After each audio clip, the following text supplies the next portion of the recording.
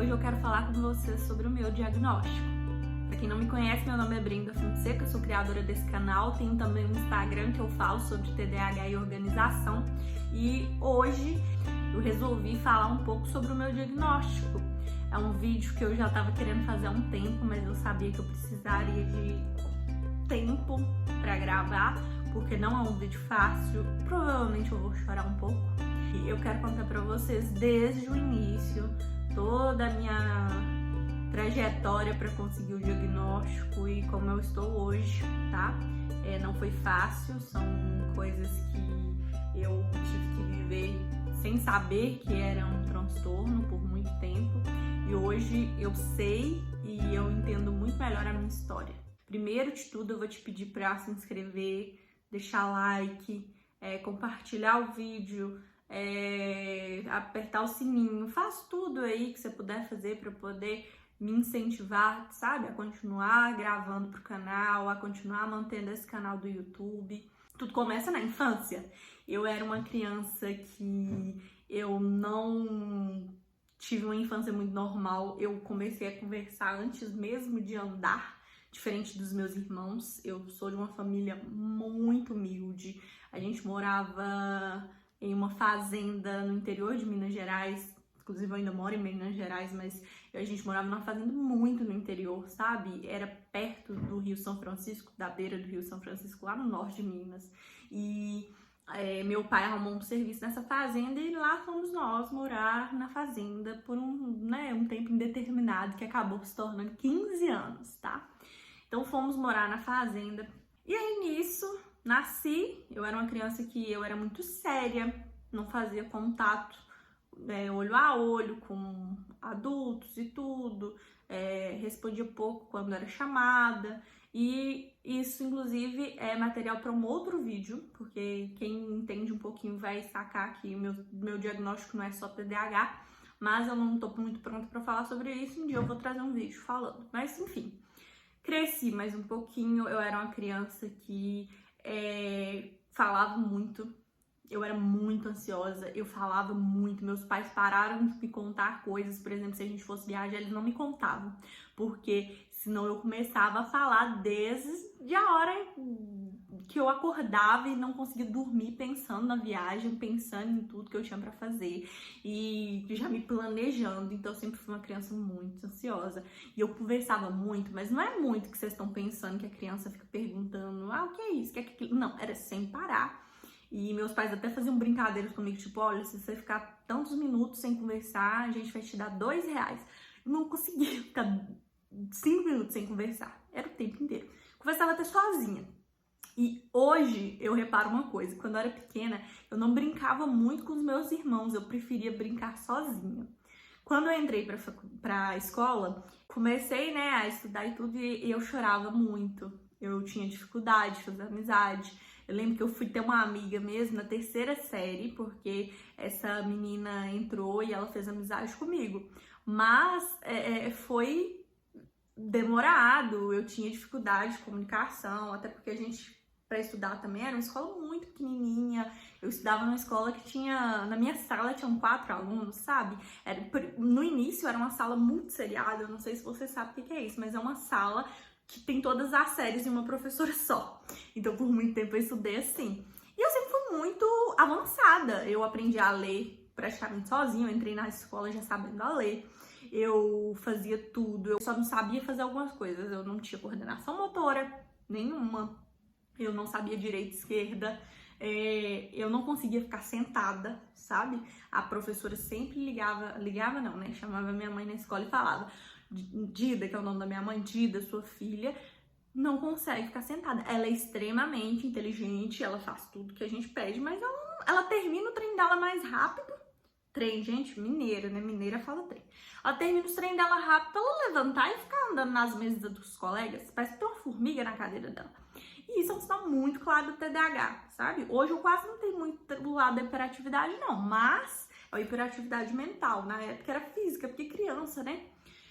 E aí, beleza, nisso, sempre gostei muito de ler, sempre gostei muito de televisão, amava televisão, gente. Aí eu sabia todo o cronograma da televisão, eu sabia tudo. E livro, aí eu comecei a me apaixonar por leitura. Então eu lia comendo, eu lia de madrugada, eu lia andando. Um dia eu caí, tomei um tombo porque eu tava lendo enquanto eu andava. Olha a inteligência da menina.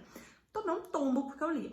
E aí isso, hoje, com a ajuda do meu médico, eu descobri que são hiperfocos, tá? Sempre fui muito desastrada, eu trombava em tudo, nossa, caía. Meu pai falava que eu tinha 2 mãos esquerdas, porque eu sempre fiz tudo perigando cair, sabe? Então, assim, era complicado. Sem noção de espaço, esquecida. Gente, eu esquecia tudo. Esquecia dia de prova, dia de trabalho. Teve uma época que a minha mãe me deu aula. E aí eu esqueci que tinha prova e ela morava comigo. Então, assim, você tem noção do meu esquecimento. E extremamente descuidada com os meus materiais. Nossa, era capcioso, viu? Eu deixava tudo pra última hora. Eu não tinha caderno pronto, meu caderno era tudo sujo. Eu sumia caneta. Minha letra era horrorosa. Inclusive, eu só vinha melhorar minha letra na faculdade, porque eu tomei 0, não 0, mas eu tirei uma nota muito ruim numa prova, porque o professor falou, eu não consegui entender nada que você fez aqui, e eu não vou te passar, porque senão quando você for fazer a OAB, que eu fiz direito, né, pra quem não sabe, você não vai conseguir passar, porque a banca não vai entender sua letra. Aí eu tomei aquela surra e melhorei. Mas meus pais sempre comprando caderno de caligrafia pra melhorar, mas é aquilo, né, eu tinha muita dificuldade.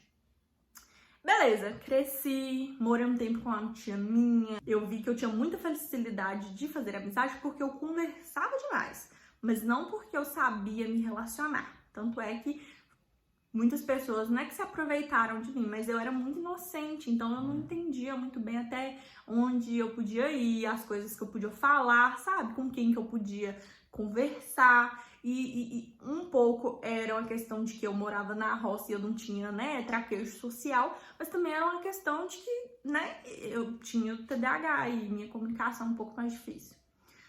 Voltei pra roça, me formei no 8ª série, né, no 9º ano. Depois nos mudamos para Buritizeira, uma cidade do lado de Pirapora, lá no norte de Minas também. Lá eu entrei pra escola e, gente, hoje eu entendo o que minha mãe falou. Eu falava que eu tinha muitas amizades, eu não tinha amizade, eu tinha colegas que eram amigos dos meus amigos, mas amigos mesmo eu tinha meu grupinho, que era aquele grupinho só. E aí eu tinha a ilusão de que eu tinha muita amizade, mas eu não tinha. E esses amigos foram extremamente essenciais na minha vida, porque todo o traquejo social que eu aprendi foram deles. Como me vestir, como conversar, sobre o que falar, porque eu só sabia falar de filme, eu só sabia falar dos meus hiperfocos. Até hoje eu tenho mania de fazer isso. Quando eu engato de falar dos meus hiperfocos, ninguém me aguenta. E aí, meus amigos me ajudaram muito durante o ensino médio. E aí começa aquela coisa, né, de namoro, de não sei o quê. Aí piorou tudo, porque, né, com TDAH é muito difícil de se regular dessa forma, sabe? Eu tenho uma desregulação muito emocional, então eu choro muito. Então você imagina, uma criança, né, que eu era criança pra mim, né, hoje eu falo que eu era criança, 15 anos, e ter zero noção, zero traquejo social, zero maldade, e começar a ter relacionamentos. Nossa, receita pro desastre, sabe? E aí, beleza, mas de novo, sempre muito estudiosa, eu não conseguia sentar pra estudar, mas eu prestava atenção.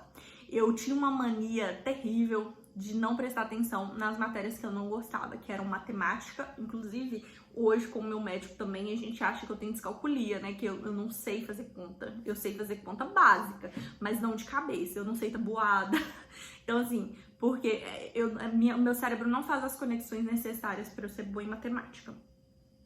E aí, diferente dos meus irmãos são ótimos, eu sempre fui muito difícil. Mas eu sempre fui muito boa com palavras. Então, lia o tempo inteiro, lia na aula de matemática. A professora já tomou meu livro e me mandou pra diretoria porque eu tava lendo, não era nem porque eu tava mexendo no celular, é porque eu tava lendo. Eu ficava matando aula na escola lá, eu ficava matando a aula, na biblioteca. Você viu tanto que eu era nerd, né? E aí, às vezes eu fiz amizade com uma moça da biblioteca, que ela ia lá me chamar pra pedir ajuda. Aí eu ia pra lá e ficava a aula inteira na biblioteca. Eu lembro que teve um concurso de quem leu mais livro na escola, eu que li. Eu lembro que quando teve uma verba para comprar livro, a moça da biblioteca falou: escolhe os livros que você quer ler, porque a gente vai comprar. Nossa, eu escolhi todos os livros do Nicholas Sparks, John Green. Eu tava na época que eu li todos os livros do Percy Jackson, tudo, até ronquei de Percy Jackson. E tá, né? Nisso eu fui e estudei tudo. Outra coisa que eu sempre tive, que eu até lembrei aqui, porque eu tô mexendo a perna, steaming, que são, né, aliviar a ansiedade de alguma forma. Então eu mexia muito a perna, eu sempre estralei dedo, arrancava cabelo, inclusive meu cabelo é muito ralo, eu acho que é por causa disso. Ficava tirando as pontinhas do cabelo.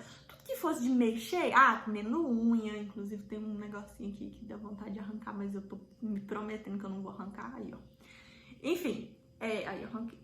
Beleza, aí veio vestibular. Prestei vestibular, fui péssima de matemática, mas porque eu lia muito bem em português, em redação, e aí consegui uma bolsa de direito, fui fazer direito na faculdade. A coisa desandou. Porque o que acontece? Faculdade é um ambiente sem regras e eu preciso de rotina, eu preciso de estrutura, porque meu TDAH é muito desorganizado, porque minha cabeça é muito bagunçada e isso reflete o ambiente que eu vivo. Então, beleza. Entrei pra faculdade aí sem rotina certa e, nossa, o caos total. Já no primeiro semestre eu tive que fazer final de uma prova. E aí meu cérebro entra naquele modo, né, prazo urgente. E aí eu consegui fechar a prova final, que eu não estudei o semestre inteiro, daí no final eu fechei a prova final, que o professor foi lá contar pra mim que eu tinha fechado a prova final. E ele falou assim: nossa, você sabe tudo dessa matéria agora. Eu falei: sei, porque eu estudei de 6 horas da manhã às 10 horas da noite. Tudo da matéria. E até hoje eu sei. Se você me perguntar a teoria geral do direito, eu sei. Porque hiperfoquei, porque eu precisava fazer aquilo, sabe? Pra passar. E foi assim todos os semestres. Eu sempre ficava por uma matéria, porque eu não conseguia lidar com o tanto de matéria que tinha, com o tanto de coisa que tinha, com o tanto de evento que tinha. Me mudei até pra cidade que eu fazia faculdade pra ver se melhorava. Outra coisa que foi um sinal forte, né? Eu não contei disso, mas durante a escola eu deixava minha bicicleta na escola. Deixei minha bicicleta na escola várias vezes, dormia lá. Uma vez eu deixei a minha bicicleta na frente do mercadinho. Eu fui de bicicleta fazer feira, deixei a bicicleta lá e fui embora. De noite, de madrugada, né? De noite, assim, já bem tarde da noite, minha mãe recebeu uma ligação. O dono da mercearia falou: olha, eu acho que sua menina veio aqui comprar coisa e largou a bicicleta. Os policiais estão batendo aqui na minha porta porque a bicicleta tá aqui. Podiam ter roubado minha bicicleta. Eu já perdi celular, gente, porque eu não tinha costume de ter celular, então não ficava andando com ele. Então não deixava. Perdia meus óculos todo dia antes de ir pra faculdade. Nossa, esquecia tudo. Eu falo disso até no meu vídeo aqui. Dicas anti-esquecimento. Então, assim, voltando, beleza. Aí, durante a faculdade, meu pai decidiu me dar a carteira de motorista. Gente, o que eu não sofri com essa carteira? Primeiro que eu passei direto na prova de escrever, né? Porque escrevo bem, leio bem, foquei naquilo, consegui fazer. Mas na hora de fazer a aula teórica e a prova teórica, eu tomei 3 pau. Passei na 4ª. Foi terrível, porque eu não tinha noção de espaço. Não, de início, já vou voltar aqui e contar lá do início mesmo, que foi o exame psicotécnico. Eu não passei no psicotécnico. Porque o que acontece? Na lógica eu passei muito bem. Agora aquele negócio do pauzinho, eu não passei, porque falou que meu pauzinho dava impulsividade, hiperatividade, falta de atenção, que é tudo que eu tenho por causa do TDAH. Aí todo mundo fez a prova, né? Todo mundo foi embora e eu ficando, e ninguém veio falar nada comigo. Eu falei: nossa, alguma coisa deve ter acontecido de muito errado.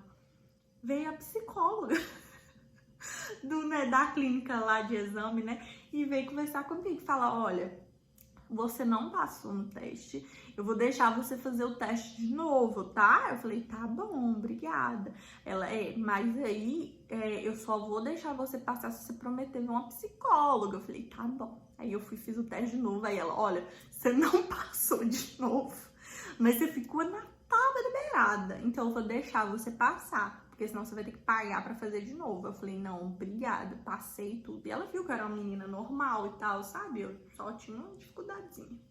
Hoje eu sei que é TDAH.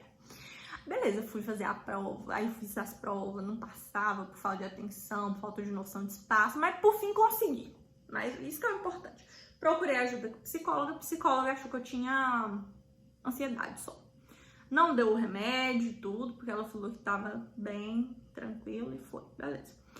Aí, no período da faculdade, foi um período mais complicado. O que aconteceu? Por causa da quantidade de estímulos que tinha, por causa da quantidade de tudo que acontecia, eu passei por uma fase de...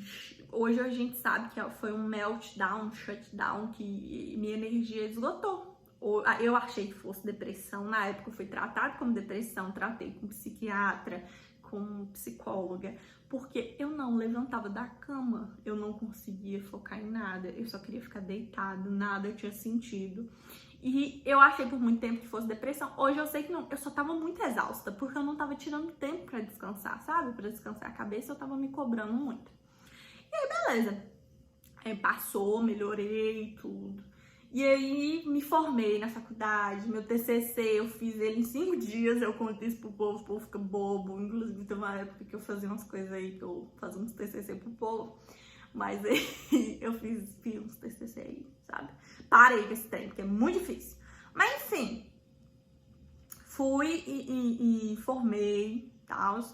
E não fiz a prova da OAB, tentei uma vez, não deu, por pouquinho eu falei assim, também não vou fazer esse treino, eu não quero advogar mesmo, né? E eu tô aqui focada nos meus vários empreendimentos que não tem nada a ver com direito. Na verdade, meu trabalho, o CLT tem, né? Que eu sou coordenadora de recursos humanos. Mas enfim, voltando. Formei na faculdade e aí eu tenho um vínculo muito próximo com a minha mãe, sabe? E a gente decidiu que eu tinha que ir embora, porque senão minha mãe não ia deixar eu sair do ninho. Foi exatamente isso. Então eu fui embora e vim embora aqui pra Betim, onde meu irmão e minha irmã moram. Aí vim sem perspectiva nenhuma, mó frustrada com a vida e pererê, beleza. Vim e comecei a trabalhar na loja que eles trabalham, que é onde hoje eu sou coordenadora de RH. Inclusive, comecei como operadora de caixa lá. Aí beleza. Comecei como operadora de caixa, dava aula de inglês pro meu chefe na hora do almoço. E o que acontece? Como eu tava de caixa, comecei a fazer pós, comecei a fazer um monte de coisa. E falei assim, vou investir na academia, né? Em alguma coisa assim. Academia, gente, que eu falo é setor acadêmico. Eu queria fazer mestrado, pós, essas coisas. Beleza. Aí eu fui e vi que tinham bolsas de mestrado no exterior, que é uma bolsa que chama Chevening. Inclusive, eu passei na primeira etapa, eu fiquei entre os 150 entrevistados aqui do Brasil para conseguir uma das 50 bolsas que tinha. E, infelizmente, eu não passei. Só que durante esse processo, é um processo longo, gente. É quase 1 ano de processo, tá? E aí, nesse processo, eu fiquei muito ansiosa. E aí, eu não tava dormindo. Eu não tava comendo, nossa, foi terrível, foi uma época muito difícil. Aí eu falei assim, quer saber? Vou procurar um remédio aí pra eu dormir. Aí eu fui numa clínica que eu tenho, não é bem um convênio, depois eu até indico pra vocês, chama Amor e Saúde, é muito bom. Você paga R$28 e você usa todos os médicos lá e você só paga R$30 a consulta, compensa muito. Beleza, fui no médico. Aí conversei com o médico e tal, e falei, olha, eu tô muito ansiosa e, nossa, não tô dormindo e pererê. A médica falou assim, eu vou te passar um remédio pra você dormir, pra você lidar com esse período, mas eu te aconselho muito a procurar uma psicóloga, que na clínica tem. Aí eu comecei a conversar com a psicóloga, passei pra ela toda a situação, tudo aquilo que tava difícil, né, e tava acontecendo. Aí ela falou assim, olha, pelo que você tá me relatando, que eu relatei pra ela tudo, foram as 3 consultas, contei pra ela de toda a minha vida, porque ela faz, né, essa pesquisa primeiro e tudo. Ela falou, eu não posso te dar diagnóstico, mas tudo que você me passa é muito claro que você tem TDAH. Quando ela falou isso, eu falei, o quê? TDAH? Eu falei com ela, mas TDAH não é só menino levado que tem? Eu falei assim, que eu não sabia. Aí ela falou assim, não, pessoas adultas também podem ter e tal. Aí eu falei assim, depois, olha pra você ver, né, como que a falta de conhecimento é brutal. Eu falei assim, não, mas eu sou inteligente. Nada a ver. Não, mas TDAH não tem nada a ver com inteligência. Aí quando eu comecei a pesquisar sobre TDAH, porque teve uma época que eu hiperfoquei em saber tudo sobre o TDAH, gente, tudo cai. Era como se eu estivesse lendo a minha vida, sabe? Eu li tudo, eu falava, meu Deus, é isso. Ai, é desatento, nossa, é impulsivo, nossa, estromba as coisas, nossa, esquece das coisas, tudo batia muito. E aí, beleza, fui procurar ajuda, né, especialista. Eu pesquisei aqui na região de Belo Horizonte um médico, achei o meu médico psiquiatra maravilhoso. Eu tava em dúvida entre consultar um psiquiatra e fazer uma avaliação neuropsicológica, mas eu vou falar uma coisa aqui que eu não sei se tá certo, mas na minha época, a avaliação neuropsicológica era muito cara, era quase R$2.000 e a consulta com o doutor era 300. Então, assim, fui lá com o doutor, né? E aí eu fiz a consulta com ele, foi maravilhosa. Eu fiquei com ele umas 2 horas. Eu levei uma lista, se vocês quiserem, eu posso até fazer um vídeo com a lista dos sintomas que eu levei pro doutor. E ele ouviu todos os sintomas. Eu fui falando, contei pra ele todos os meus sintomas. E aí no final ele falou assim, olha, pra mim o TDAH é claro, eu quero que você volte, acho que foi 2 semanas depois, para eu te passar a medicação certa, porque eu vou estudar seu caso. E eu quero que quero esclarecer algumas coisas também, porque eu acho que pode ter outra coisa, que é a outra coisa que eu falei lá no início do vídeo, que eu ainda não tô muito confortável para falar, mas depois eu posso estar falando sim. Beleza. Fui embora pra casa, mais ansiosa do que tudo, porque eu já queria ter recebido o remédio pra tomar e pra mudar minha vida. Mas aguentei, né? Engoli e aguentei. Aí voltei nele, a gente fez mais uma sessão, mais uma consulta de umas 2 horas. E conversamos de tudo, explicou-me tudo, e fechou o diagnóstico TDAH. Me passou o remédio. Gente, o dia que eu tomei o remédio a primeira vez, minha vida mudou. Nossa. Minha irmã estranhou que eu morava com ela. Ela falou, Brenda, você ficou calada e você fez tudo que você tinha que fazer. Eu lavei sapato, gente, que desde que eu tinha mudado, eu não tinha lavado sapato e já tinha 1 ano praticamente. Não, mentira, tinha 6 meses, mas eu nunca tinha lavado sapato. Fiz tudo que tava na minha lista, assim, de coisa atolada aí que tinha tempo que eu não fazia. E foi muito bom. Eu sei que tem efeito colateral, eu sei que vicia, gente, mas assim, se eu vou ter que tomar isso pro resto da vida porque eu vou ter TDAH pro resto da vida, tem eu ficar viciada, não é mesmo? É o pensamento. Ah, beleza. Comecei a tratar e tudo. Ele ainda pediu pra entrevistar minha mãe, pra ele fechar o diagnóstico aí da outra coisa. Beleza, ele fechou o diagnóstico. E aí, comecei a tratar. Tratei com uma psicóloga que me ajudou muito, gente, com algumas questões que eu tinha. Estou trabalhando vários aspectos da minha vida. Alimentação, eu tô melhorando e tá melhorando minha qualidade de vida. Meu sono, gente, eu sempre tive problema pra dormir desde pequena, trouxe pra vida adulta. Vou procurar fazer exercício, porque quando eu faço exercício, minha cabeça dá uma desanuviada. E aí eu comecei a fazer, postar no Instagram. Eu tinha não era vergonha. E porque também, a minha outra condição também não é vergonha, tá, gente? Porque não tem como você ter vergonha de ser o que você é, não. É dificuldade de aceitar, sabe? E aí vem querendo começar a chorar, mas eu não vou chorar porque vou engolir aqui. Mas é difícil aceitar, sabe? Porque, por exemplo, o TDAH a gente sabe que não tem cura. Eu vou viver com isso, vai ser sempre um problema. Às vezes tá tudo bem, do nada, desando tudo, porque meu cérebro ele não é regulado. Inclusive, eu sempre falo, gente, TDAH é físico. Se fizer uma tomografia no meu cérebro e no cérebro de uma pessoa normal, vai ter diferença. Então, assim, é difícil. E eu nunca tive vergonha de falar, não, sabe? É mais receio, sabe? Porque as pessoas, elas desacreditam. Tem gente até hoje que fala que TDAH não existe. Como que não existe? Se me afeta todos os dias.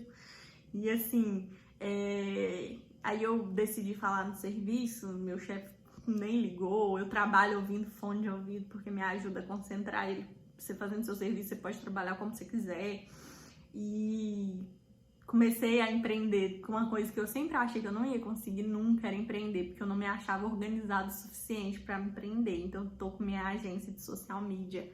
Aí eu comecei a postar no Instagram para ajudar outras pessoas e tá sendo maravilhoso. Aí eu decidi fazer o canal no YouTube, porque, né, vamos aí divulgar mais ainda, porque no Instagram tem um limite de palavras que você pode falar. E eu queria fazer disso aqui mesmo uma plataforma para eu ajudar outras pessoas. Tô sempre postando sobre sintomas, sobre sinais. Agora eu tô postando meu diagnóstico, a história, né, do meu diagnóstico.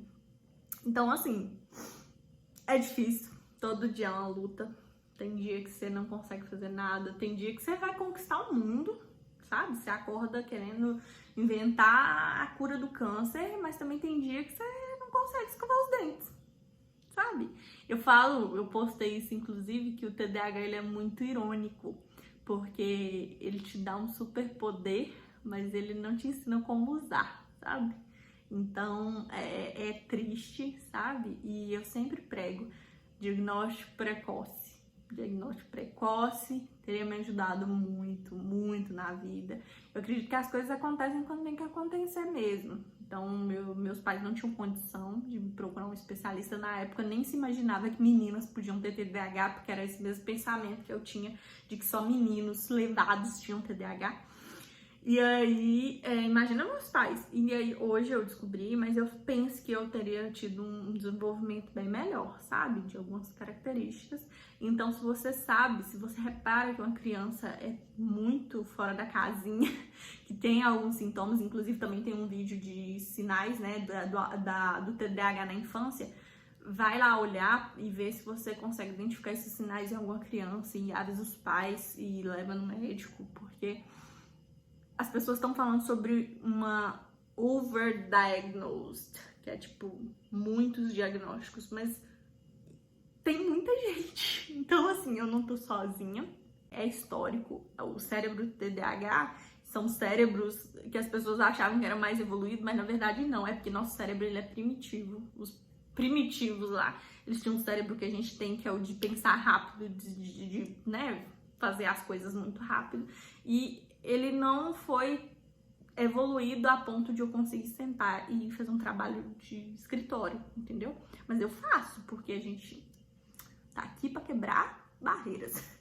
Mas enfim, também tem as coisas boas, lógico. Tem o hiperfoco, que por um lado ele é ruim, porque quando eu tô hiperfocada eu não como, eu não vou no banheiro, eu não durmo. Mas também tem a parte boa, porque quando eu me interesso e quando eu me engajo pra fazer alguma coisa, eu faço.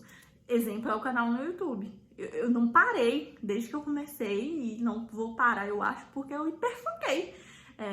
E eu tô dando o meu melhor, porque quando eu tô hiperfocada eu dou o meu melhor. Mas também quando eu não tô, não adianta, sabe? Não tem caminhão que me empurre. Também tem a criatividade, pessoas com TDAH são extremamente criativas, são extremamente inteligentes, tá? Não é assim, as pessoas falam, não sei o que, tem TDAH, é super... Não, geralmente são bons em alguma área, sabe? Não é que eu sou super inteligente, não, tanto é que eu não sei fazer matemática básica, mas eu sei coisas que me interessam e isso é um grande poder, sabe? E eu sei que minha inteligência em algumas coisas pode ser acima da média, mas também em outras coisas não, eu não tenho, por exemplo, inteligência emocional nenhuma. Então, assim, às vezes eu preferia ter inteligência emocional, porque eu acho que eu teria mais sucesso na vida. Um dia eu posso trazer pra vocês como as pessoas ao redor absorvem o meu diagnóstico no trabalho, relacionamento, família. Mas, por enquanto, eu quero só contar o que aconteceu comigo, como eu descobri. Agradeço por ter assistido até aqui. Peço de novo pra curtir, compartilhar, se inscrever. E se você quiser que eu conte, por exemplo, o que é esse outro transtorno que eu tenho, comenta, porque talvez com o seu comentário eu crie coragem, sabe, pra falar sobre. E é isso, eu desejo pra você uma ótima noite, porque os vídeos vão ao ar todas as quartas e domingo às 8 em ponto, e te agradecer por assistir, e eu te vejo quando eu fizer outro vídeo.